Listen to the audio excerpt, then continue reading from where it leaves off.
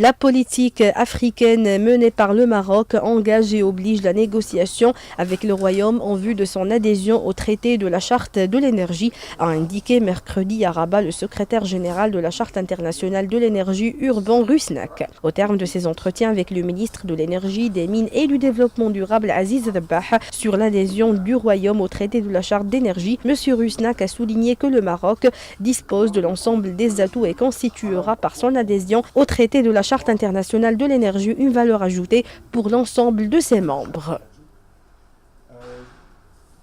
La cause de discussion était le potentiel de rapprochement du Royaume au traité de la Charte d'énergie. C'est le processus que nous avons commencé depuis 2012, quand le Royaume a signé la Charte urbaine d'énergie. Ainsi, en 2000, nous avons organisé un forum international d'énergie de Rabat, suivi par un deuxième forum en 2015. Et quand le Royaume de Maroc a signé la Charte internationale d'énergie, le Royaume est un pays observateur de notre processus qui était rendu pour gérer les relations entre les États dans le domaine énergétique, les investisseurs, dans les domaines comme protection d'investissement, le transit d'énergie, l'efficacité énergétique et le règlement des disputes.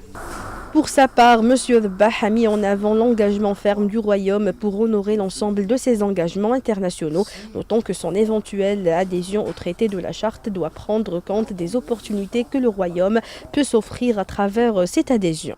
Le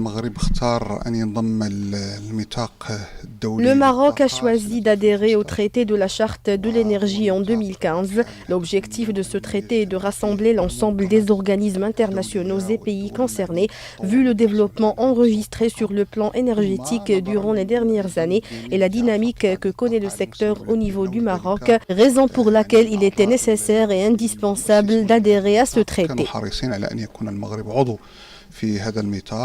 Ainsi, il est à rappeler que le Maroc a signé le traité de la Charte internationale de l'énergie en 2015 à l'occasion de la tenue de la conférence ministérielle de La Haye 2.